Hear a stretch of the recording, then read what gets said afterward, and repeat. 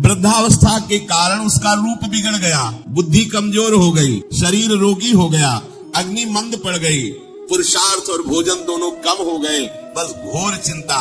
अब पता ही नहीं चल रहा, सोच निकल गई, पड़ा है उसी गंदगी में। जब वो रो रो के कहता है ऐसा, पीटते हैं घर वाले, हमने पीटते पड़े, भरपूर भोजन नहीं देते, हगेगा कौन, फेंकेगा, कैसी दुर्गति। इसमें जो शब्द लिखा है, आस्तेव मत्योपन्यस्तम गृहपाल इवाहन, गृहपाल कहते कुत्ते की भांति वो सबके अपमान सहता रहता है और रूखे सूखे टुकड़े खाकर जीवन निर्वाह करता है, फिर भी उसे भगवान की याद। मृत्यु का समय जब निकट आता है तो वायु उत्क्रमण से इसकी पुतलियां चढ़ जाती है, श्वास प्रश्वास की नलिकाओं में वायु आना जाना रुक जाता है, कफ भर जाता है, अब इसे श्वास लेने में भयानक कष्ट होता है, कंठ में घुरघुराहट, पर उसका मोह उन्हीं अपने बच्चे, परिवार, घर, शब्द ये सब छूट जाए, बड़ी दुर्गति। अंतिम समय क्या सोच रहा है, ये पत्नी छूट जाएगी, बेटे छूट जाए, और बेटों ने क्या उनके साथ व्यवहार किया, ये मोह है, ये मेरा कमाया हुआ मकान कैसे छोड़ सकते, तो छिपकली बन के आना इसी मकान में रहेंगे। पक्का आपका अंतिम फाइनल आपका चिंतन होता है, आपका चिंतन वही बनेगा जो जीवन भर आपने किया, उसके परिणाम में बंधु बांधव आकर घेर लेते और मनाने लगते हैं कि अब जल्दी मर जाए, भगवान उठा ले इसे। मृत्यु पाश के वशीभूत महान कष्ट को भोगता हुआ अपने परिवार का चिंतन करता है। वो मूड ये भी नहीं सोच पा रहा कि अगर अंतिम समय कृष्ण बोल दूं, राधा बोल दूं तो काम बन जाए। कुटुंब का भरण पोषण और मोह में लगा हुआ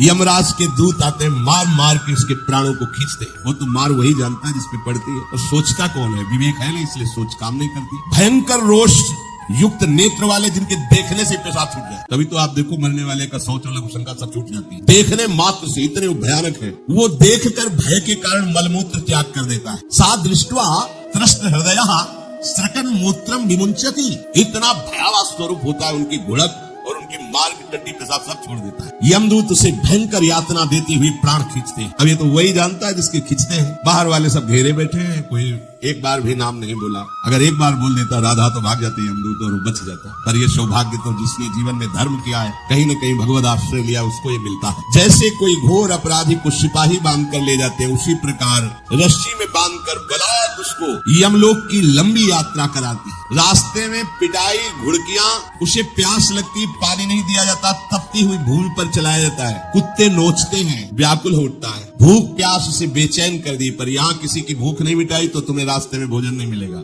या कभी किसी को पानी नहीं पिलाया तो एक बूंद पानी नहीं मिलेगा। तो ये कर्म भूमि है। दावानल जैसी दहकती हुई भूमि पर उसे चलाया जाता है। तप्त बालुका में मार्ग में जब एक पग भी आगे बढ़ने की सामर्थ्य नहीं होती, मूर्छा जाती है, मार मार के उसे चेतना में लाते हैं यमदूत, फिर घसीटते हैं। महान दुख में अंधेरे मार्ग से अत्यंत क्रूर यमदूत उसे यमपुरी को ले जाते हैं। कितना मार्ग, 99,000 योजन मृत्यु लोक से। ऐसे नहीं कि कोई गप लिखी हुई है, नहीं, जैसे तिहाड़ जेल है, अब जानते नहीं तो क्या जानोगे, कहाँ तिहाड़ जेल, जाओ देखो जाके। आजीवन कारावास, कैसे बड़े कठोर, जैसा अपराधी वैसा दंड विधान।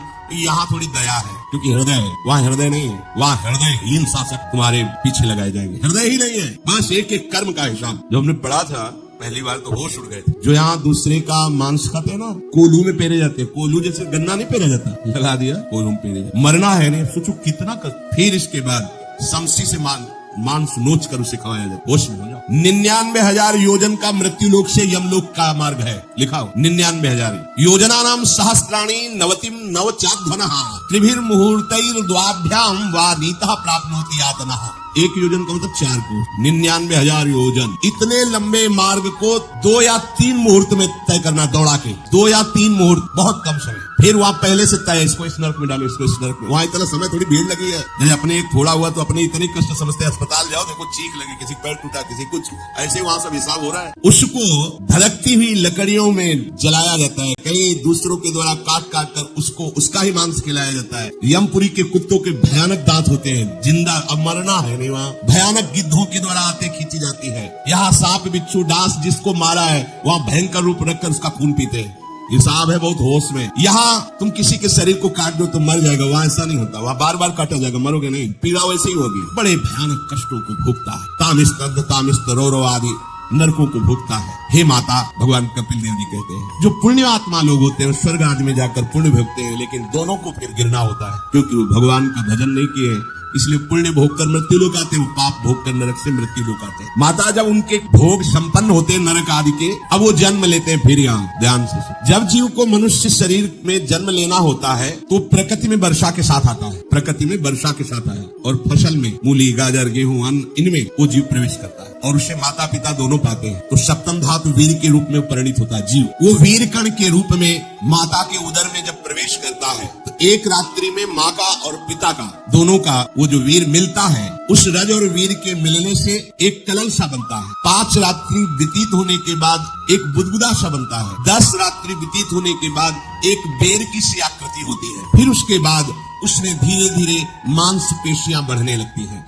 1 महीने में उसके सिर निकल आता है।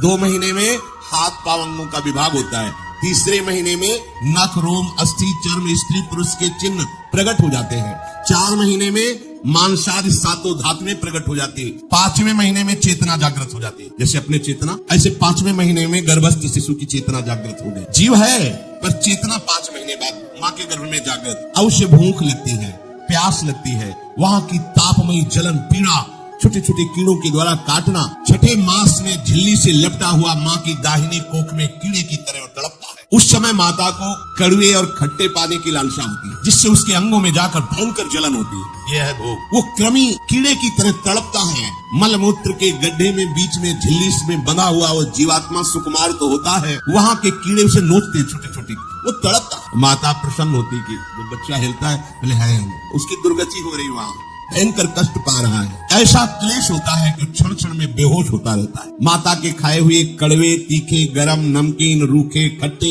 यही पदार्थ पाने की इच्छा होती है माता, क्योंकि उसको भोग भोगना है। उसके कोमल शरीर में भयानक पीड़ा होती है जब माता ऐसे पदार्थ खाती है। गर्भाशय की झिल्ली में लिपटा हुआ, आंतों और मलमूत्र से घिरा हुआ सिर, पेट की और पीठ और गर्दन, ये कुंडलाकार ऐसे कंकड़ जैसा, ऐसी आकृति गर्भस्थ शिशु की होती है। पिंजड़े में बंद पक्षी के समान पराधीन, ना तो वो हिल डुल सकता है, ना बोल सकता है, बड़ा असमर्थ दुख को भोग रहा है, चेतना पूरी है। इसी समय भगवान द्रवित होकर उसे ज्ञान देते हैं, गर्भस्थ शिशु को, सबको। जी उसे ज्ञान होता है तो सैकड़ों जन्म के कुकर्म उसे याद आते हैं, सैकड़ों जन्म के। ओहो, ये मेरे कर्म का ही फल है, मैंने ऐसे कर्म किए इसलिए दुख भोग रहा हूँ। बेचैन हो जाता है, कैसे निपट पाऊंगा, सैकड़ों जन्म के कर्म जमा है। अब महान अशांति उसके हृदय में, उस शरीर में भयंकर पीड़ा। कुंडलाकार शरीर है, हिल भी नहीं सकता, बस कीड़े काटते, बड़ी तड़पन, बड़ी जलन, भूख प्यास की जलन।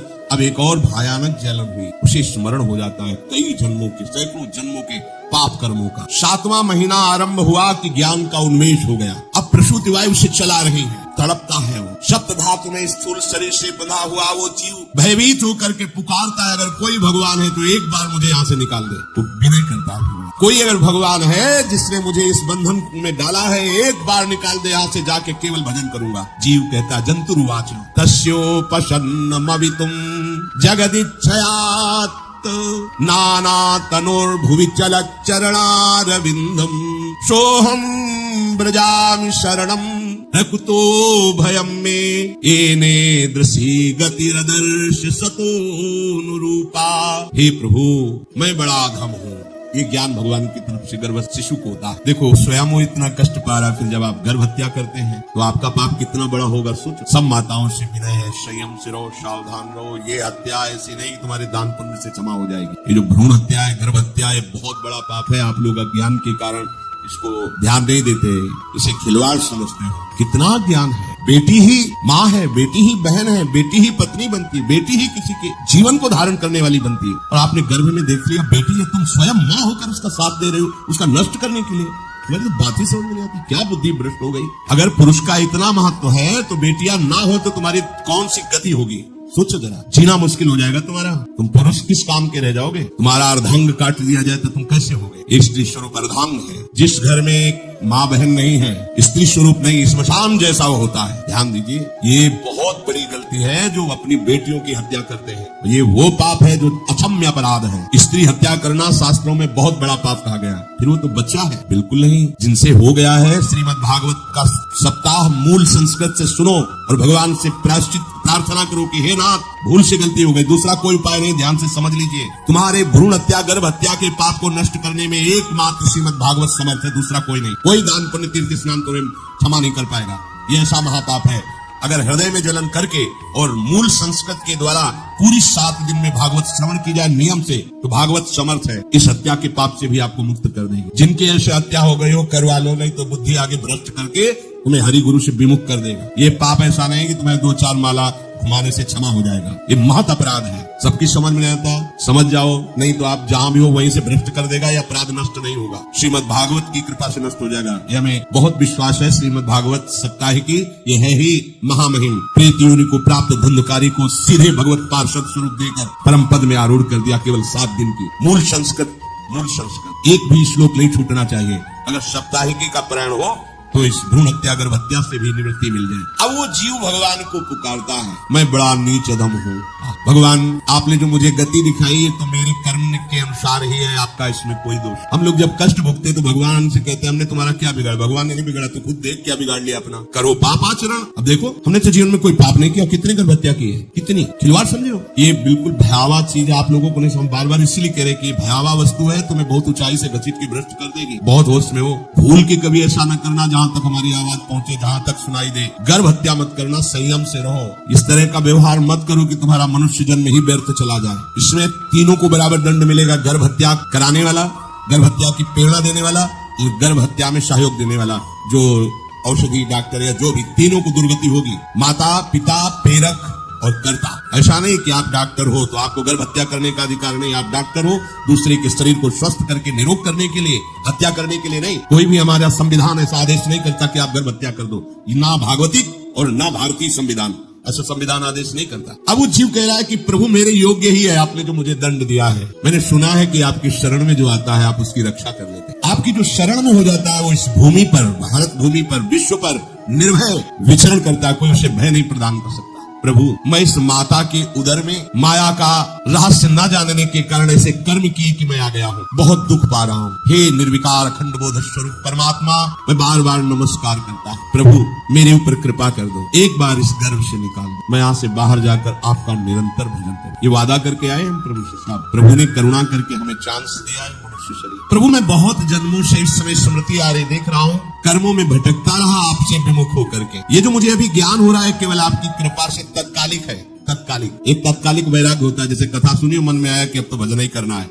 ये तत्कालिक है, स्थायी नहीं है। इसे स्थायी बनाओ। प्रभु आप अंतर्यामी हो, आप सब कुछ जान रहे हो। तीनों तापों की शांति के लिए भक्तजन आपका भजन करते हैं। मैं देहधारी होकर जीव माता के उदर में मलमूत्र से रुधिर की झिल्ली में फंसा हुआ माता की जठराग्नि के ताप से जल रहा हूँ। प्रभु एक एक क्षण में यहाँ विकल होकर केवल इंतजार कर रहा हूँ कि किस समय मुझे यहाँ से निकाला जाएगा। दीन बंधु यहाँ से कब मैं निकलूंगा। स्वामिन आप बड़े दयालु हो, आप जैसे उदार प्रभु ने मुझ गर्भस्थ शिशु को ये ज्ञान दिया। हे दीन बंधु आप अपनी कृपा से प्रसन्न हो जाइए। प्रभु एक बार निकाल दीजिए, मैं ऐसा भजन करूंगा कि दोबारा संसार के दुख में नहीं आऊंगा। कपिल भगवान कहते हैं हे माता, वो गर्भस्थ बालक शिशु भगवान से प्रार्थना करता है, भगवान का आदेश होता है, तत्काल प्रसव वायु धक्का मारती है। जे भी प्रसव वायु धक्का मारती तो उसको ऐसा भयंकर कष्ट होता है, जैसा पीछे लिखा है कि जैसे जिंदा किसी की चमड़ी उतारी जाए, ऐसा माँ के गर्भ से निकलते समय उसे कष्ट होता है। वो अत्यंत कष्ट से व्याकुल होता है। उसी समय उसका वो ज्ञान नष्ट हो जाता है जो भगवान ने दिया था। उस समय उसकी श्वास की गति रुक जाती है, जैसे किसी का गला दबा दिया जाए तो कैसा लगे। ऐसी ही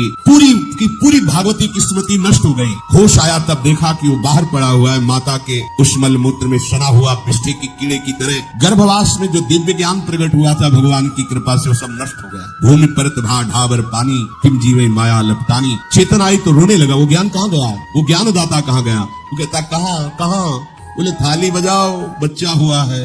और वो तो रो रहा है कि कहाँ? वो ज्ञान कहाँ गया जिसके बल से मैं कह रहा था कि बाहर निकाल दो, मैं आपका भजन करूंगा। सब खत्म ज्ञान। जो लोग उसका अभिप्राय नहीं समझते हैं, वो उत्सव मनाते हैं। बालक हुआ है, वो रो रहा है, वो कहाँ गया ज्ञान? कहाँ? छोटा बालक यही लोग कहता कहाँ? अभी जो ज्ञान उत्पन्न हुआ था, जो अभी भगवान का बोध हुआ था, वो कहाँ गया? घर परिवार के लोग उसका पालन पोषण करते रहते हैं, उसमें कोई निषेध करने की शक्ति नहीं हो रही। मच्छर काट रहा है, दुख हो रहा, हटा नहीं सकता बालक। उस जीव को शिशु अवस्था में जब कपड़ों पे लिपेट कर इसे लिटाया जाता है तो इतना कोमल त्वचा होती कि कपड़े भी उसको, जैसे खुजलाहट है, पीड़ा है या जलन है, बिल्कुल कोमल त्वचा हो, कुछ नहीं कर सकता और रो सकता है। ना खुजलाने की, ना करवट बदलने की, ना उठने की कोई सामर्थ्य नहीं। बड़ा कष्ट पाता है बाल्यावस्था में, क्योंकि त्वचा बड़ी कोमल होती है। दास मच्छर आदि जीव उसको काटते हैं। गर्भावस्था का कोई ज्ञान नहीं रहा, सिर्फ रोना ही रोना रहेगा। इस प्रकार उसकी बाल्यावस्था कटी, कौमार अवस्था आई, पौगंड अवस्था, इनमें वो खिलवाड़ में फंस गया। जैसे जैसे बड़ा होता जाता चेतना, गुनगुना, ये कार, ये प्लास्टिक के ऐसे उनमें मगन। देखो ना छोटे बच्चों को, अज्ञानवश इसकी ये अवस्था कट गई। बड़े भाग्यशाली ऐसे भी बच्चे हैं जो तुतला के बोलते हैं, उनकी मैया कहती राधा बोलो राधा। देखो ये सौभाग्य, प्रणाम है उन माताओं को जो अपने बच्चों को भगवान नाम बुलाते हैं कि आप बोलो श्री हरिवंश बोलो, राधे राधे बोलो। धीरे धीरे उसकी युवा अवस्था पहुंची। इस समय उसके अंदर एक भूत सवार होता है, जवानी का भूत है, ये सबके सवार होता है। अगर मंत्र चल रहा है तो भूत नहीं चढ़ेगा, नाम चल रहा है तो भूत नहीं चढ़ेगा, नहीं तो भूत चढ़ जाता है। ये कुछ भी करवा सकता है, भूत ही तो है ना। वैसे ही पंचभूत लिपट गए, ऊपर से जवानी का और भूत सवार हुआ तो जौवन ज्वर के ही नहीं बलकावा। जवानी में कोई भी ऐसा अपराध नहीं जो हो ना जाए। बड़ा भयानक इसमें स्वरूप होता है। इसमें केवल भोग, एक ही दृष्टि रहती है, भोग भोगना। अज्ञानवश जब भोगों की प्राप्ति में बाधा पड़ती तो भयंकर वो क्रोध करता है, शोकाकुल होकर हिंसा कर बैठता है। जैसी घटनाएं सुनने को मिलती है, राक्षसी घटनाएं, ये भूत है जवानी का। जहां कामना में बाधा पहुंची, क्रोध में वो समझ नहीं पाता कि मेरे जैसा ही प्रिय शरीर उसका है जो मैं वर्ताव कर रहा। जैसे जैसे देह बढ़ता जाता है, पुष्ट होता जाता है, वैसे वैसे भोग वासना और अभिमान बढ़ता जाता है। वो काम परवश होकर अपना नाश करना शुरू कर देता है। यौवन वो फिर खोटी बुद्धि वाला वैसे ही पाप करने लगता है जिन पापों के कारण उसकी दुर्गति हुई थी, नरक आदि की, और मां के गर्भ में आया।